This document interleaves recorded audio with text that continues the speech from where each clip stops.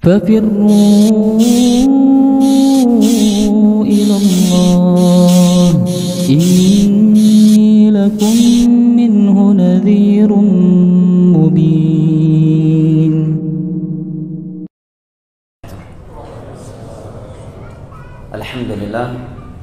الحمد لله الذي أرسل رسوله بالهدى ودين الحق ليظهره على الدين كله ولو كره الكافرون ولو كره المشركون وأشهد أن لا إله إلا الله وحده لا شريك له إقرارا به وتوحيدا وأشهد أن محمدا عبده ورسوله صلى الله عليه وعلى آله وصحبه وسلم تسليما كثيرا. أما بعد, Alhamdulillah, puji dan syukur senantiasa kita panjatkan kehadiran Allah Jalla wa'ala yang telah berfirman, wa in ta'uddu ni'matallahi la tuhsuha innal insana lazalumun kaffar. Dan kalaulah kalian ingin menghitung-hitung akan nikmat Allah atas kalian, la tuhsuha, niscaya kalian tidak akan mampu menghitungnya. Innal insana lazalumun kaffar, sesungguhnya manusia itu pelaku kezaliman dan kekufuran. Alhamdulillah, pada malam yang berbahagia ini, yang semoga Allah Jalla wa'ala memberkahinya untuk kita, berkah nikmat kesehatan dan kesempatan setelah hidayah taufik dari Allah Jalla wa'ala, kita dapat bertemu dan berkumpul di rumahnya yang mulia ini karenanya dan dalam rangka tafaqquh fid din, at-tawasi bil haqq wa tawasi lis sabr. Maka kita memohon kepadanya agar memasukkan kita kepada hamba-hamba yang ia kecualikan di dalam firman-Nya, al-akhillau yawma idzin ba'dhum li ba'dhin aduwwun illa al-muttaqin. Seluruh orang-orang yang saling cinta mencintai, kasih mengasihi di dunia ini, pada hari kiamat kelak mereka akan saling bermusuhan. Illal muttaqin, kecuali hanya mereka orang-orang yang bertakwa, yang Allah firmankan, wal mu'minuna wal mu'minatu ba'dhuhum awliya'u ba'd ya'muruna bil ma'ruf wa yanhauna 'anil munkar. Kaum mukminin dan kaum mukminat itu mereka saling menuntun, saling memimpin dan saling berloyalitas tatkala mereka saling mengajak kepada hal yang ma'ruf dan saling mencegah dari hal yang munkar. Dan kita memohon kepada Allah juga agar Allah menjadikan kita dari hamba-hamba yang ia firmankan di dalam hadis qudsi yang diriwayatkan oleh Imam Ahmad dan Al-Imam Tirmidzi dari Mu'adz bin Jabal radhiyallahu anhu, wajabat mahabbati lil mutahabbina fiyya wal mutajalisina fiyya wal mutazawirina fiyya wal mutabadhilina fi. Sungguh telah pasti kecintaanku untuk hamba-hambaku yang mereka saling cinta mencintai sesama mereka karenaku. Mereka saling duduk sesama mereka karenaku. Mereka saling mengunjungi sesama mereka karenaku. Dan mereka saling berbagi sesama mereka karenaku. Dan insyaAllah ta'ala, dan itu yang kita harap kepada Allah, agar Allah Jalla wa'ala membersihkan niat kita berangkat ke majelis ilmu agama malam ini, dan insyaAllah semuanya datang karena Allah Jalla wa'ala. Karena tidak ada uang yang akan dibagi-bagikan di sini, tidak ada pula proyek yang sedang ditender, dan tidak ada pula jabatan yang akan dibagi-bagikan. Semuanya datang karena Allah Jalla wa'ala. Ya, karena kan tujuan ingin mendengar ayat-ayat Al-Quran, hadis-hadis Nabi SAW, dan petuah ulama salaf untuk menambahkan iman, ilmu pengetahuan agama, dan agar menjadi lurus amalan-amalan di dalam beragama ini. Maka berita gembira dari Nabi SAW untuk orang-orang yang seperti itu, sebagaimana yang diriwayatkan oleh Imam Muslim dari Abu Hurairah radhiyallahu anhu, beliau bersabda, wa man salaka tariqan yaltamisu fihi ilma sahalallahu lahu bihi tariqan ila al-jannah وما اجتمع قوم في بيت من بيوت الله يتلون كتاب الله ويتدارسونه فيما بينهم إلا نزلت عليهم السكينة وغشيتهم الرحمة وحفتهم الملائكة وذكرهم الله في من عنده. Dan barang siapa yang menempuh sebuah perjalanan dalam rangka menuntut ilmu agama, niscaya Allah akan mudahkan baginya jalan menuju syurga. Hadis yang seperti ini hendaknya selalu hadir di dalam hati kita ketika kita mulai malas atau mulai berat menempuh sebuah perjalanan untuk menuntut ilmu agama. Mungkin di tengah perjalanan tiba-tiba turun hujan, atau bocor ban kendaraan, atau habis minyak, atau karena jauh. Ketika hadis ini hadir di dalam hati kita, maka akan memberikan hiburan dan akan memotivasi kita. Kemudian kata Nabi SAW, dan tidaklah ada sebagian manusia berkumpul di rumah Allah mempelajari agama Allah sesama mereka, melainkan akan turun kepada mereka as-sakinah, ketenangan ilahi yang itu tidak akan pernah bisa kita beli dengan dunia beserta isinya.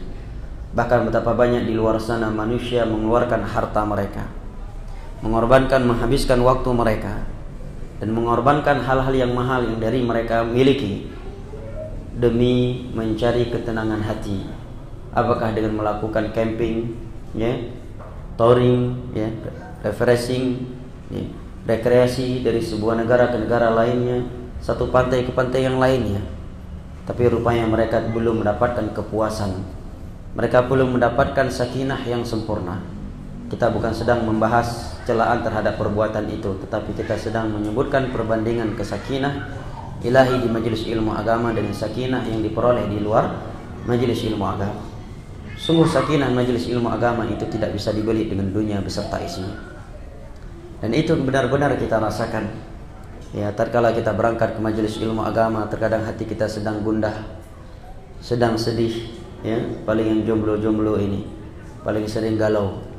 Berangkat dalam keadaan ya galau, gundah gulana, dengan hadir majelis ilmu agama menjadi nyaman hatinya, tenang jiwanya, tentram hatinya. Ya. Walaupun mungkin saya tahu sebagian teman-teman mungkin baru pulang dari pekerjaannya, capek, mandi aja belum sempat, berangkat ke majelis ilmu agama, terasa segar, ya, tenang hatinya. Subhanallah, itu tidak bisa dibeli dengan dunia beserta isinya. Sakinah ilahi. Saking sakinahnya sebagian jamaah pengajian zaman now, kajian baru 5 menit, kepalanya sudah mulai menunduk ke bawah, menandakan tawadhu. Seperti yang dikatakan oleh pepatah, pati itu semakin berisi semakin merunduk. Demikianlah sebagian jamaah zaman now. Kajian semakin berjalan, kepala semakin menunduk, menandakan ketawadhuan dan penempatan sakinah yang bukan pada tempatnya. Wa ghasyyatumur rahmah, kata Nabi SAW, rahmat Allah akan tercurahkan untuk mereka. Wa hafathumul malaikah, malaikat-malaikat Allah ikut meliputi mereka. Ini tidak bisa dibeli dengan dunia beserta isinya. Kita tidak bisa membeli malaikat untuk datang meliputi kita.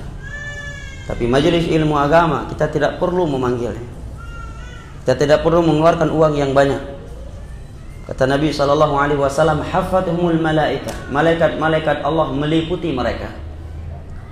Wa dzakarahumullahu fi man indah, nama-nama mereka disebut-sebut oleh Allah Jalla wa Ala di hadapan malaikat-malaikat yang ada di sisinya. Demi Allah, andai kata majelis ilmu agama tidak memiliki keutamaan dan kemuliaan kecuali apa yang tertera di dalam hadis ini saja, maka sudah cukup sebagai keutamaan dan kemuliaan buat kita.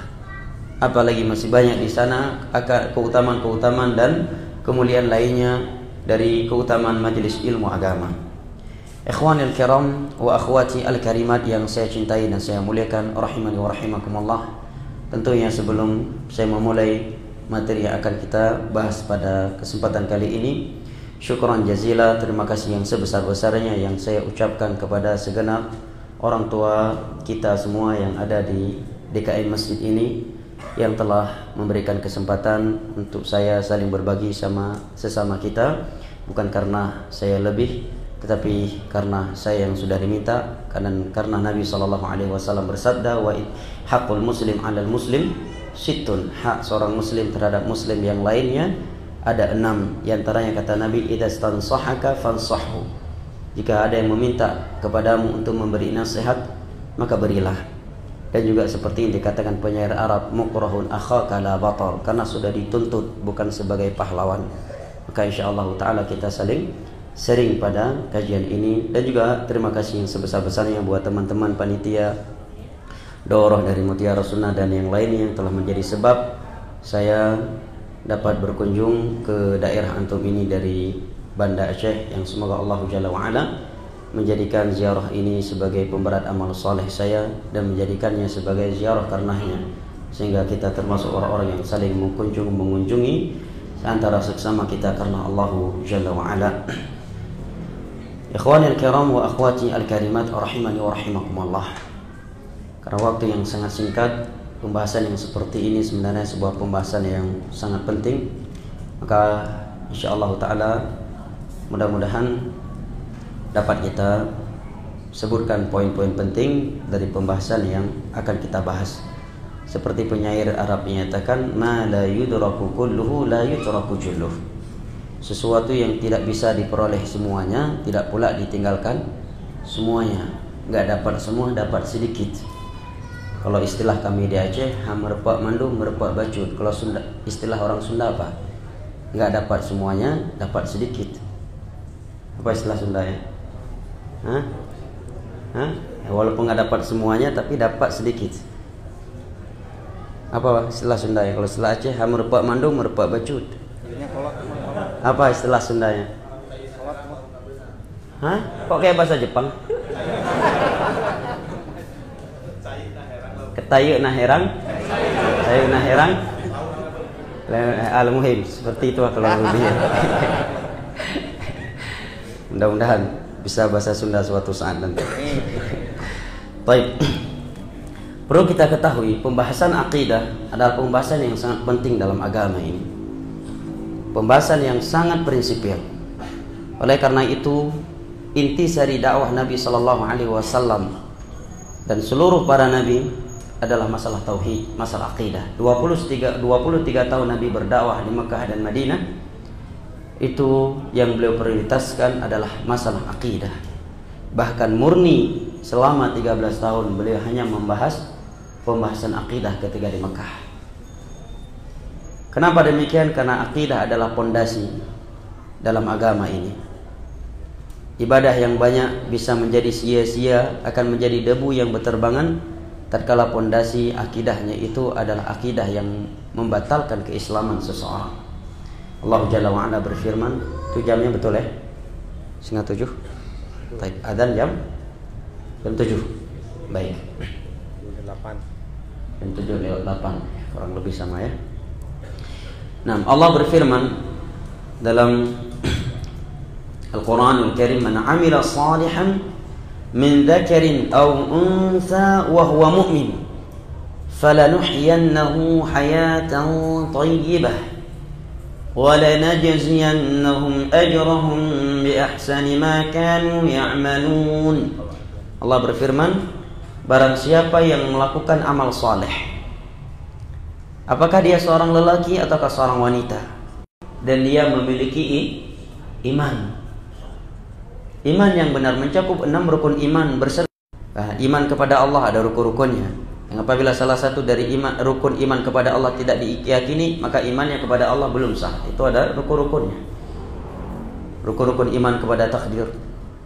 Dan dia beriman kata Allah, maka Allah sebutkan untuknya balasan keutamaan, maka kami akan memberikannya kehidupan yang indah dan akan membalasnya dengan balasan yang lebih baik daripada apa yang telah mereka lakukan. Syaratnya wahwa mu'min. Artinya kalau dia memiliki akidah yang kufur, bertentangan dengan iman yang benar, maka ibadah yang dia lakukan itu bisa menjadi sia-sia, tidak berguna di sisi Allah. Allah berfirman dalam surat At-Tawbah, "Wa ma mana'ahum an tuqbala nafaqatuhum illa annahum kafaru billah." Tidaklah Allah menolak sedekah-sedekah mereka, melainkan karena mereka kufur kepada Allah. Akidahnya akidah kufur. Allah berfirman dalam surat Al-Furqan, wa qadimna ila ma 'amilu faj'alnahu haba'an manthura. Kami kumpulkan seluruh ibadah-ibadah yang telah mereka kerjakan, kemudian kami jadikan debu yang berterbangan. Kata para ulama, karena mereka membawa akidah-akidah yang kufur. Maka Nabi SAW 13 tahun di Mekah, beliau belum menyentuh masalah halal dan haram. Khamar beliau belum haramkan. Di depan beliau diminumkan khamar, beliau belum menegurnya. Riba belum beliau sentuh. Ya. puasa belum, zakat belum, ya haji belum, bahkan sholat pun belum sempurna pembahasannya di Mekah.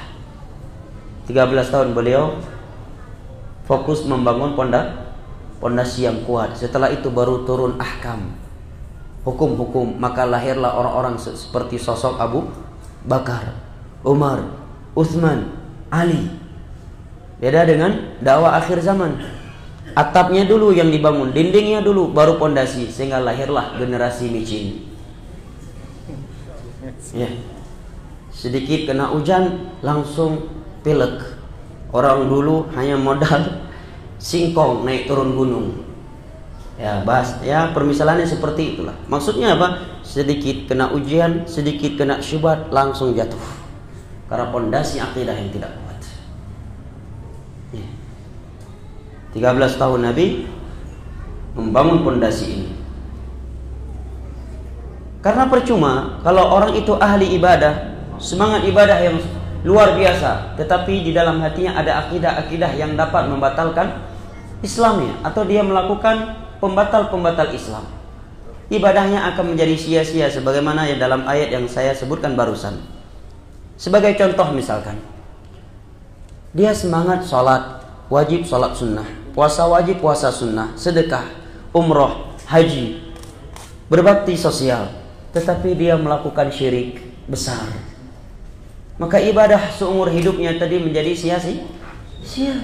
Allah berfirman dalam surat Az-Zumar, "Wa laqad uhiya ilaika wa ilal ladzina min qablik la in asyrakta la yahbatanna 'amaluka wa la takunanna minal khasirin."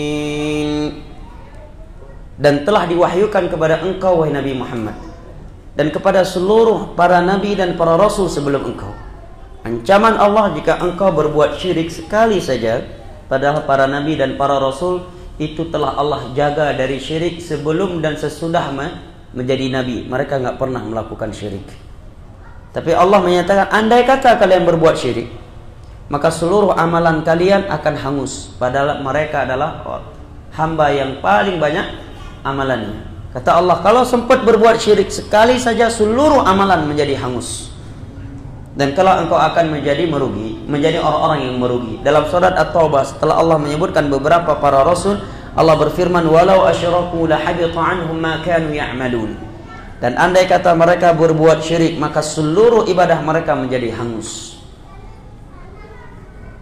Apa gunanya dia senang salat, gemar salat sunnah, puasa wajib, puasa sunnah, haji, umrah, sedekah, tapi setahun sekali dia nyembelih untuk laut? Batal Islamnya. Kalau dia mati bertemu dengan Allah belum bertobat dari dosa syirik. Punya umur 80 tahun, selama 80 tahun dia penuh dengan ibadah, soleh luar biasa, tetapi dia mati membawa sebuah dosa syirik yang dia belum bertobat kepadanya, seperti berdoa kepada orang yang telah mati, menjadikan orang yang telah mati sebagai perantara antara dia dengan Allah dalam beribadah, yang itu merupakan salah satu bentuk syiriknya Abu Lahab CS, yang Allah sebutkan di dalam beberapa ayat Al-Quran. Maka tidak berguna ibadahnya tadi. Tadi telah kita dengarkan beberapa ayat Al-Quran tentang bahayanya syirik. Dalam surat Al-Ma'idah Allah berfirman, innahu may yusyrik billah faqad harramallahu alaihi al-jannata wa ma'wahu an-nar wa ma lidh-dhalimin min ansar. Sesungguhnya barang siapa yang melakukan dosa syirik kepada Allah, maka haram surga untuknya dan tempatnya adalah neraka. Dan tidak ada penolong buat para pelaku kezaliman. Dan syirik adalah kezaliman yang sangat besar. Wa idh qala Luqmanu libnihi wa huwa ya'idhuhu ya bunayya la tusyrik billah inna syirka la zulmun azim. Sesungguhnya syirik adalah kezaliman yang amat besar. Dalam surat Al-Isra Allah berfirman, innahu may yusyrik billah faqad faka'annama kharra minas sama'i fatakhtafuhu at-tayru aw tahwi bihi ar-rihu fi makanin sahiq. Dzalika wa may yu'azzim sya'airallahi fa innaha min taqwal qulub. Sesungguhnya barang siapa yang melakukan dosa syirik kepada Allah, maka seakan-akan dia dilemparkan dari langit ke bumi, kemudian diterbangkan oleh angin ke tempat yang jauh, atau sebelumnya diterkam oleh burung-burung yang ada. dan dilemparkan oleh angin ke tempat yang sangat jauh. Ini sebagai contoh. Makanya dai yang paling sayang buat umatnya, dai yang paling cinta kepada masyarakatnya adalah dai yang senantiasa membahas pentingnya tauhid dan bahayanya syirik. Karena itulah pondasi yang paling utama. Dan sungguh seorang itu tidak dikatakan cinta kepada saudaranya atau kepada muridnya atau kepada rakyatnya tatkala dia membiarkan rakyatnya bergelimang dengan syirik. Dia tidak menerangkan bahayanya syirik dan menerangkan pentingnya tauhid. Yang dia bahas selalu bagian dinding dan bagian atap. Ayo semangat salat, fadilah baca Al-Quran, fadilah dakwah, fadilah puasa. Tidak pernah dia singgung bahayanya syirik. Ini bentuk pengkhianatan kepada masyarakat. Kita membahas indahnya surga, kemudian manusia pun merindukan surga, tetapi jalan surga yang paling besar, yang paling utama tidak kita terangkan kepada mereka, yaitu tauhid. Kita terangkan kepada manusia ngerinya neraka. Kita pun menyebutkan ayat-ayat dan hadis-hadis yang menerangkan kengerian neraka Allah. Maka audien pun menjadi menangis dan takut akan neraka Allah. Tetapi tidak kita terangkan dosa yang paling berbahaya terhadap mereka, dosa yang bisa mengekalkan mereka dalam neraka Allah selama-lamanya, yaitu syirik. Bukankah ini bentuk pembingungan dan pengkhianatan terhadap masyarakat? Nabi adalah Nabi yang paling penyayang, Nabi yang paling rahmat, Nabi yang paling cinta persatuan, Nabi yang paling cinta damai. Mengawali dakwahnya dengan pembahasan pentingnya tauhid dan bahayanya syirik. 13 tahun beliau belum mengharamkan khamar, mengharamkan riba. Beliau belum menyentuh tentang salat, zakat, haji, umrah, sedekah, baca Al-Quran. Beliau benahi dulu tauhidnya.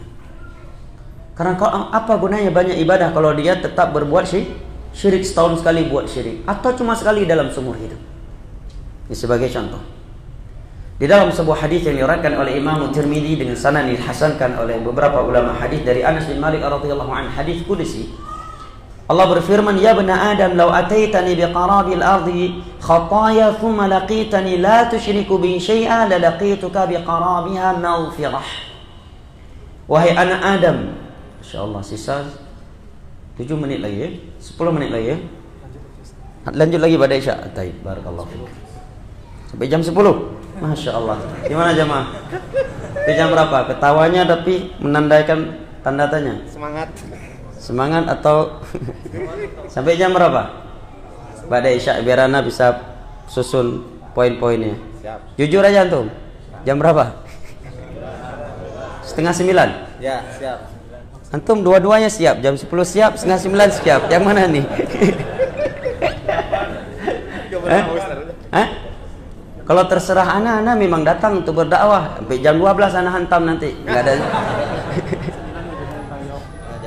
Baik, 8:30 kemudian berhenti jam 9 dengan tanya jawab gitu. Baik. Sampai mana dari pembahasan kita? Ini konsekuensi duduk di depan. Apa dari pembahasan terakhir? Sampai ditanya sampai jam berapa? Ini namanya politikus. Beliau bilang sampai ditanya jam berapa, politikus berarti.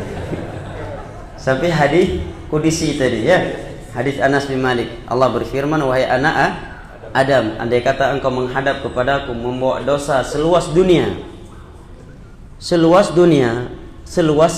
bumi, tetapi engkau tidak membawa dosa syirik, maka akan aku berikan untukmu ampunan seluas dunia pula. Keutamaan mati tidak membawa syirik, keutamaan mati di atas tauhid. Maka sangat urgen pembahasan pentingnya tauhid dan bahayanya syirik. Itu bentuk cinta kepada umat.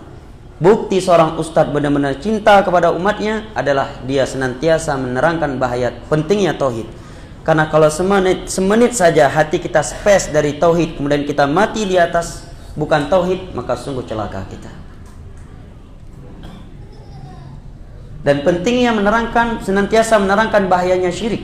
Sekalipun mungkin karena majamah belum memahaminya pentingnya tauhid dan syirik, dia akan menilai itu ustadz ekstrem, itu ustadz radikal. Padahal itulah hakikat cinta seorang ustadz kepada masyarakatnya. Tak kenal makanya tak sayang, tak sayang makanya tak cinta. Dalam pepatah Arab dikatakan al-jahlu bi syai' aduwullah. Sebab tidak mengetahui hakikat sesuatu, maka dia akan membenci dan memusuhi sesuatu itu. Sebagai contoh yang lainnya yang menerangkan kepada kita bahwa pembahasan tauhid sangat prinsipil, pembahasan akidah sangat penting. Beda halnya dengan pembahasan ahkam. Nabi SAW tidak pernah bersikap basa-basi terhadap para sahabatnya yang keliru dalam masalah akidah sekalipun mereka tak sengaja. Nabi selalu bersikap tegas terhadap kekeliruan dalam masalah akidah. Tetapi ketika ada sahabatnya yang keliru dalam masalah fikih, Nabi tidak memarahinya. Nabi hanya meluruskannya tanpa menyalahkannya, tanpa bersikap keras dengannya. Sebagai contoh, dalam riwayat Al-Imam Tirmidzi di dalam sunannya dengan sanad yang sahih dari sahabat Nabi SAW,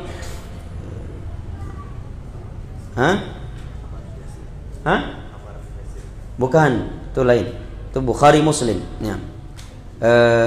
Abi Waqid Al-Laythi, itu sahabat Abi Waqid Al-Laythi. Beliau menyatakan kharajna ma'a Rasulillah sallallahu alaihi wasallam yawma Hunain wa nahnu hudatsau ahdin bi kufr. Famararna bi sidratin lil musyrikin kanu yaqufuna 'indaha wa yanwatuna biha aslihatahum yuqalu laha dhatu anwat. Faqulna ya Rasulullah ij'al lana dhata anwat kama lahum dhatu anwat. Faqala subhanallah innaha sunan innakum taquluna kama qalat banu Israil li Musa ij'al lana ilahan kama lahum alihah. Jelas ya? Jelas? Baik. Kata sahabat Abi Waqid Al-Laythi, ini pancingan buat antum semangat belajar bahasa Arab jamaah. Semangat. Masalah bisa nggak bisa itu urusan Allah nanti. Penting belajar dulu, ya. Kata sebagian ulama salaf, saya mati dalam keadaan belajar walaupun belum tahu, belum bisa, lebih baik daripada aku mati dalam keadaan bodoh tapi nggak belajar. Kata Imam Syafi'i, yanbaghi liman qadira ala ta'allumiha an yata'allamha fa innaha lisanul aula.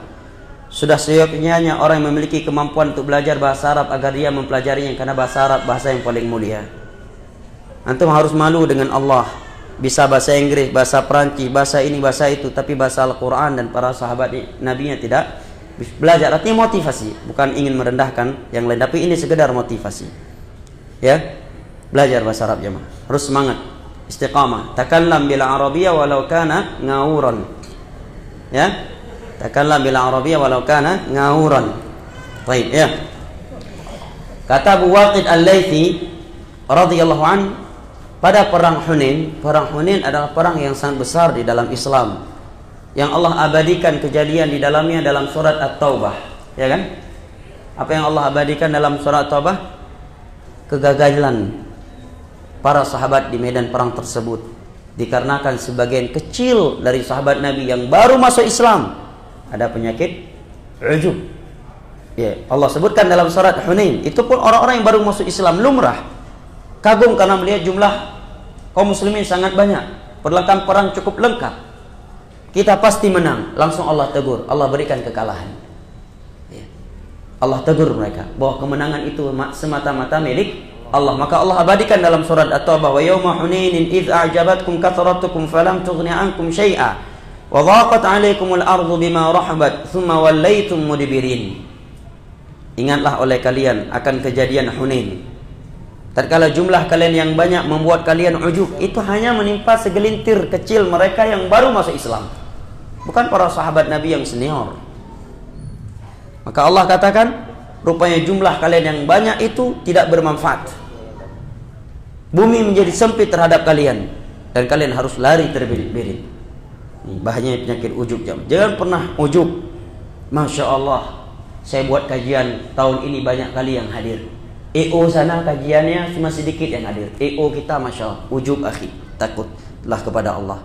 Nabi dan para sahabat ditegur oleh Allah dengan kekalahan karena ada sifat ujub. Itu pun hanya di sebagian kecil para sahabat Nabi yang baru masuk Islam.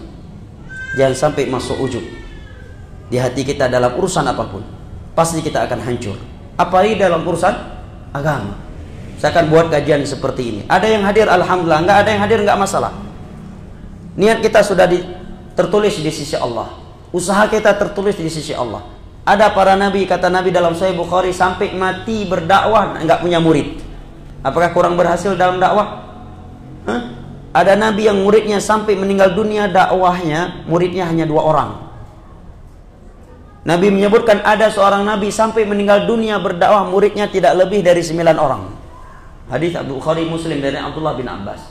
Jumlah jamaah jumlah sedikit jamaah jangan sampai membuat semangat panitia atau semangat seorang ustadz turun dalam berdakwah. Tujuan kita berdakwah bukan mencari jamaah, tapi ingin menerangkan agama Allah. Ya, andai kata dari ada 5 orang yang hadir, 5-5-nya mengamalkan isi kajian, itu jauh lebih baik daripada yang menghadirinya 600.000 orang, tapi hanya 1 di antara mereka yang mau mengamalkan isi kajian.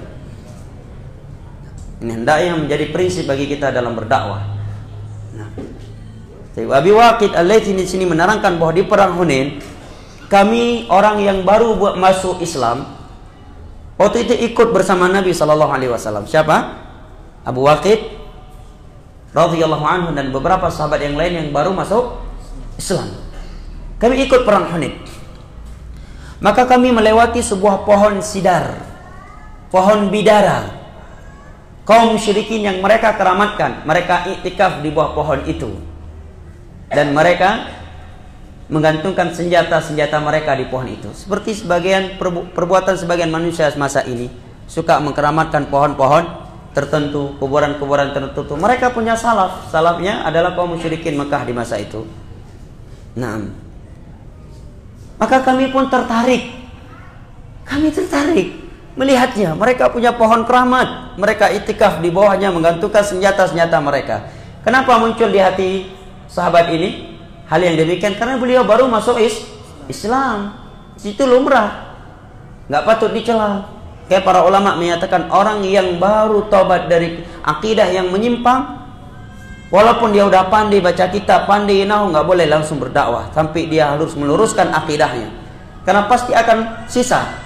Na'udzubillah, kalau pas dia sedang menerangkan akidah yang benar, rupanya yang tersampaikan akidah lamanya, karena belum dibersihkan dan akidah yang benar dengan duduk bersimpuh di guru yang sudah memahami aqidatus salaf. Abu Waqid berkata kepada, ya Rasulullah, buatkan juga untuk kami pohon keramat sebagaimana mereka punya pohon keramat. Kami mau juga dong. Itu gantungkan senjata di pohon tersebut sehingga pas nembak musuh pas sasarannya. Ya. Iktikaf di bawahnya pohon keramat. Jangan mereka aja yang punya pohon keramat. Kami mau juga Rasulullah, buatkan juga satu buat kami pohon keramat. Ini di medan tempur. Apakah sikap Nabi kepada sahabat yang lain? Diamin aja, nggak usah diingkari. Kita butuh persatuan sekarang. Yang kita butuhkan kekuatan, kebersamaan, persatuan. Biarin aja dulu deh. Nanti udah lama ngaji tahu sendiri itu syirik. Sekarang kita yang penting bersatu dulu. Apakah seperti itu? Nabi berkata dengan keras, inna sunan. Itu kebiasaan Yahudi dan Nasrani sebelum kalian. Kata Nabi SAW. Subhanallah, maha suci Allah dari ucapan kalian ini. Innakum taquluna ma kama qalat Banu Israil. Ucapan kalian ini sama persis dengan ucapan Bani Israil yang meminta kepada Nabi Musa untuk dijadikan seekor anak sapi untuk sesembahan sebagai sesembahan yang disembah selain Allah, tatkala mereka tertarik melihat sebagian kaum ada yang menyembah seekor anak sapi. Di medan perang, di medan tempur, bukan sedang demo. Di medan tempur, di medan perang, Nabi nggak diam dari perbuatan syirik, kekeliruan akidah. Pada ini baru masuk Islam, baru ngaji. Kalau baru ngaji, bro, biarin aja dulu dia masuk neraka. Berarti maknanya kan gitu. Biarin aja dulu, karena dia baru ngaji, biarin aja dulu syirik-syirik dikit, bidah-bidah dikit. Berarti maknanya biarin aja dulu dia baru ngaji, biarin aja dia masuk neraka dikit-dikit. Kan itu maknanya. Sayangnya Nabi kepada sahabat ini langsung diluruskan di situ. Pada ini orang baru masuk Islam di medan tempur, di saat Nabi sedang membutuhkan persatuan dan kekuatan pasukan. Nabi tidak diam dari yang namanya kekeliruan akidah. Karena syirik adalah sumber kekalahan. Karena syirik adalah sumber malapetaka dan sumber segala kejelekan. Ini contoh yang pertama. Contoh yang kedua, Nabi selalu bersikap tegas terhadap kekeliruan akidah. Adalah hadis yang sahih ketika seorang sahabat datang kepada Nabi menyatakan, "Ya Rasulullah, Masya Allah wa syi'ta." Wahai Rasulullah, kalau bukan karena kehendak Allah dan kehendakmu, membarengkan kehendak Allah dan kehendak Nabi. Apa kata Nabi? Aj'altani lillahi niddan? Apakah kamu ingin menjadikan saya sebagai tandingan Allah? Nabi membawa ucapannya ini kepada konsekuensinya, sekalipun Nabi tidak memvonis dia dengan konsekuensinya. Tapi konsekuensi dari ucapannya adalah itu. Tatkala membarengkan kehendak Allah dan Rasulnya, maka kata Nabi, cukup kamu katakan Masya Allah wahda, semata-mata karena kehendak Allah, cukup. Nabi nggak berkata kepada sahabat, ya namanya kekeliruan bahasa, tujuannya kan baik. Kata Syekh Albani ketika mensyarah hadis ini dalam sebuah kaset, 100% kita bisa memastikan tidak ada niat dari hati sahabat ini untuk menjadikan Nabi sebagai tandingan Allah. Tetapi itu konsekuensi dari ucapannya, maka Nabi tegur dia karena konsekuensi dari ucapannya tersebut, sekalipun Nabi tidak memvonis dia dengan konsekuensi itu. Jelas ya mah? Langsung dibetulkan ya, 12 timang, 12 pas, langsung di depannya. Tidak diam Nabi, nggak nanya baru ngaji, oh udah biarin aja dulu deh, nanti tahu sendiri itu neraka. Itu kan maknanya, ya kan, membiarkan kesyirikan. Contoh yang ketiga, suatu ketika sudah ada nih, belum 8 menit lagi. Baik. Contoh yang ketiga, suatu ketika Nabi melihat ada gelang di tangan sahabatnya. Ada gelang di tangan sahabatnya. Maka Nabi bertanya, "Ma hadza?" Gelang apa ini? Maka sahabat ini yang baru masuk Islam bertanya, "Minal wahinah." Wahai Rasulullah, ini gelang obat biar nggak kena penyakit wahan. Wahan itu adalah penyakit yang menimpa telapak tangan, bisa meruntuhkan jari jemari. Ya bahasa kita ya jimat. Cuma sekarang kan jimat ganti bahasanya Islam. Obat udah disembur-sembur sama wali Allah, wali majdzub. Ini udah disembur-sembur, udah dibaca-baca beliau sama wali majdzub. Masya Allah, baca-baca pula. Kenapa Nabi nggak baca-baca aja masa itu ketika mau perang? Umar mau perang ya, sini dulu, saya baca dulu senjatanya mana. Dah berangkat. Abu Bakar mau kemana? Perang, sini dulu bro. Berangkat. Siapa lagi? Utsman sini. Mana pedangnya? Mana perutnya Utsman? Berangkat. Apakah Nabi pernah seperti itu? Para ada Al-Quran, kenapa beliau nggak baca-baca dalam air, kemudian masukkan ayat Al-Quran, kemudian disuruh minum biar kebal? Ya. Pernah dengar riwayat Nabi buka perutnya Umar, kemudian ambil pedang, bila lewat ini berangkat. Enggak, gigi geraham Rasulullah patah di perang Uhud. Umar sedang sholat subuh, imam ditusuk meninggal dunia. Setelah itu sedang sholat, Nabi bertanya, gelang apa itu? Dia pun menjawab, ini gelang obat biar nggak kena penyakit wahan. Apa kata Nabi? Inza'hu fa innahu la yaziduka ila wahna. Lepaskan, buang, karena jimat itu hanya membuat engkau lemah. Memang iya, orang yang punya jimat dia selalu sengsara batinnya, ya kan? Punya jimat, sebagai jimat syarat itu ketat. Ada yang jimatnya harus menyiapkan kopi pahit malam-malam tertentu di jam-jam tertentu. Betul nggak? Kok tahu antum? Hah? Masya Allah bisa tahu. Anak nanya bukan karena tahu, atau karena saya ada yang bertanya. Akhirnya jadi antum tahu kenapa? Pengalaman. Al-muhimlah, ya kan? Telah dia memberikan sesajenan, bimbang dia. Ya. Atau ada sebagian jimat katanya nggak manfaat kalau hujan turun. Begitu hujan nggak berani perang dia. Suruh maju kawannya, biar saya jaga dari belakang, biar kamu nggak tembak dari belakang. Padahal takut nggak berani keluar. Sengsara. Harus memandikan keris di malam-malam tertentu. Bahkan sebagai jimat dia harus mengorbankan anak istrinya sebagai sesajenannya. Maka Nabi menyatakan, buang jimat ini. Jimat itu hanya membuat engkau semakin lemah, semakin sengsara. Dan kalau kamu mati jimat ini masih ada, kamu akan binasa selama-lamanya. Salah akidah, ya kan? Sikap tegas dari Nabi Sallallahu Alaihi Wasallam. Tetapi ketika ada sahabatnya yang keliru dalam masalah fikih, Nabi tidak bersikap keras. Bahkan terkadang Nabi tertawa, sekalipun setelah itu beliau luruskan. Sebagai contoh dalam riwayat Bukhari dan Muslim dari Ammar bin Yasir, beliau pernah diutus oleh Nabi Sallallahu Alaihi Wasallam dalam suatu hari untuk sebuah kebutuhan. Di tengah perjalanannya beliau junub, mau mandi nggak ada air. Beliau ingat bahwa tanah debu itu menggantikan air. Beliau ingat kalau mandi berarti harus disiram ke seluruh tubuh. Sekarang saya ingin menggunakan debu sebagai pengganti air, dan saya junub, hadas besar, berarti saya harus berguling-guling. Maka beliau pun berguling-guling di tengah-tengah padang pasir. Sampai beliau menyatakan fatamarraqtu fi sa'idi kama tamarraqud dahaba. Aku berguling-guling di debu seperti seekor hewan yang berguling-guling. Kemudian setelah pulang aku ceritakan kepada Nabi. Nabi tertawa.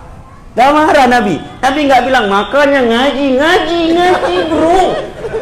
Kajian kemarin kemana lu? Kemarin udah dibahas bab tayamum. Dasar bahlul lu. Enggak. Nabi senyum. Setelah itu Nabi hanya menyatakan innama yakfika an taquli biyadayka hakadha, wahai Ammar, enggak perlu begitu. Kamu cukup menepukkan dua telapak tanganmu ke tanah, kemudian kamu usap kedua telapak tanganmu, kemudian kamu usap wajahmu, selesai. Itu tayamum baik untuk hadas besar atau untuk hadas kecil. Nabi enggak marah. Tidak seperti ketika dia menyikapi kekeliruan akidah tadi, karena ini bab fikih. Keliru, bab akidah fatal. Nah, adzan Baik, saya kira sampai di sini kita lanjutkan pada sesi kedua ba'da salatul isya. Mudah-mudahan yang sedikit ini bermanfaat. Wassallallahu ala nabiyyina Muhammad wa ala alihi wa sahbihi wasallam. Wa akhiru da'wana anil hamdulillahi rabbil alamin. Wassalamualaikum warahmatullahi wabarakatuh.